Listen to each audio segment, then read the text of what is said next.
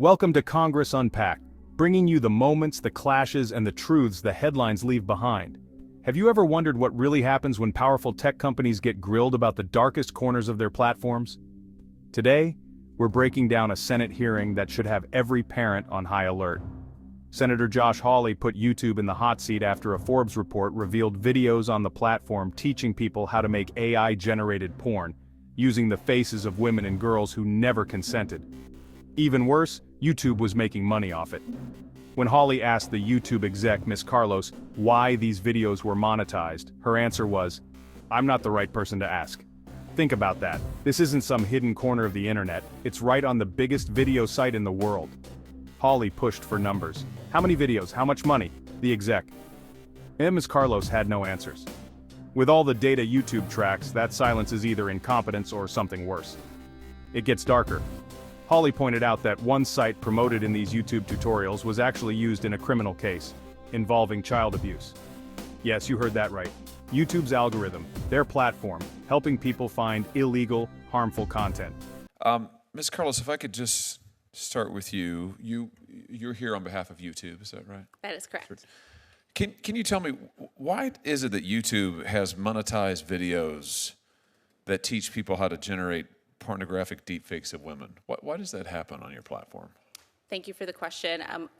Protecting our users is one of our top priorities. My general expertise is in music policy, so I'm not in the best position to answer that question, but I'm happy to follow up with you. But do you know how many such videos there are out there that are these are monetized videos now on YouTube?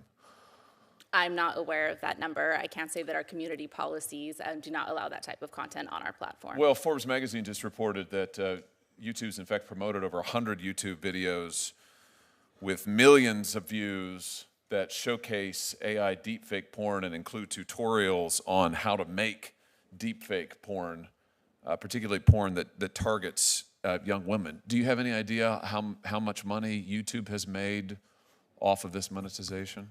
Thank you for bringing this to my attention. I do not have detail on this specific news article. I'm happy to follow up with you in the committee. So you don't have any idea of how many ad dollars YouTube has made off of this? I do not. Are you aware that one of these websites that was promoted by YouTube in these videos was later cited in a criminal prosecution for AI sexual abuse material, generating, let me be more specific, generating AI sexual abuse material involving children? Thank you again for the question, Senator. As we mentioned earlier, YouTube has endorsed the Take It Down Act, and we take these issues very seriously. Again, I'll notify that I represent music policy and do not have the information to give you a fulsome response during today's hearing. When Hawley asked what a victim can do if their face ends up in one of these AI porn videos, the answer was she can request removal.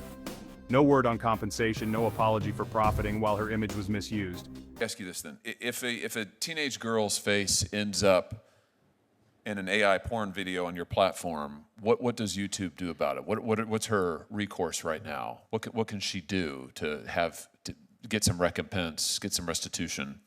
After over a year ago, we updated our privacy policy so that anybody who believes that their voice or likeness is being used without their authorization on our platform can submit a request for removal.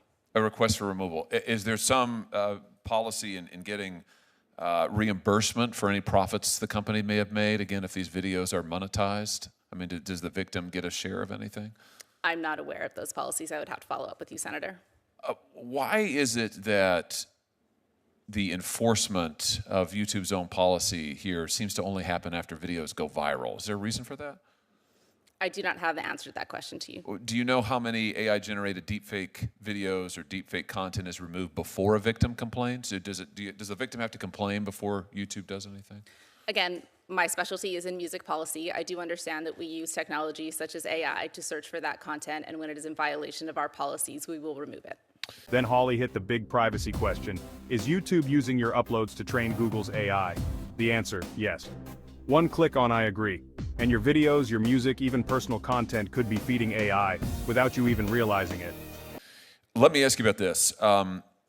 YouTube training data. Has YouTube provided data for use in Google's Gemini or other AI training programs? YouTube does provide data in Google training data in accordance with our agreements. So if an artist uploads music to YouTube, does the company use that music to train AI models? As I mentioned, we do share data in accordance with our agreements. I can't speak to the specifics of any individual agreement. Well, so how are people like Ms. McBride protected? I mean, so if you're an artist and you put any content on YouTube, does that mean that it's just free range? I mean, you can do whatever you want with it? Again, it goes down to the terms of our agreement. I will say that we have forged deep partnerships with the music industry. We came out of the gate with forming AI music principles with the music industry and are continuing to experiment with them to see how AI can best benefit their creative process. So are there privacy protections? You're telling me YouTube has in place privacy protections for artists?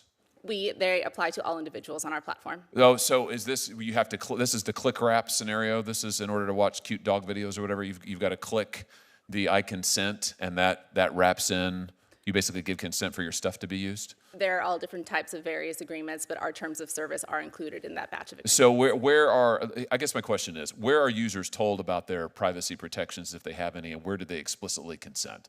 They agree to our terms of service, and we also have our privacy policy available on the web. Okay, so that's the click wrap. So in other words, if you come onto YouTube, you want to use it, you click, you got to click through. So you click it, and there you basically agreed to allow YouTube to give your content to AI and allow them to train it without any further consent. Is that basically it?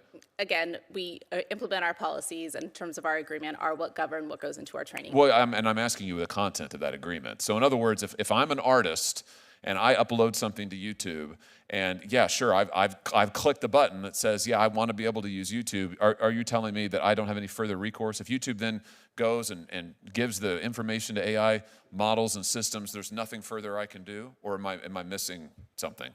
If it is in accordance with our agreements, we will share that data. Yeah, that seems like a big problem to me. That seems like a huge, huge problem to me. And the fact that YouTube is monetizing these kind of videos seems like a huge, huge problem to me. I'm glad you're here today. I wish there were more tech companies here today.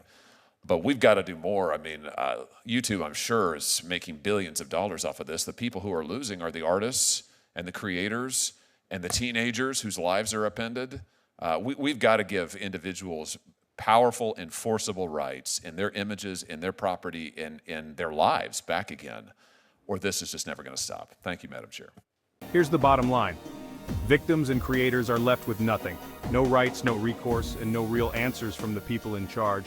This isn't just about politics, it's about basic safety and consent for your kids, your family, and your work.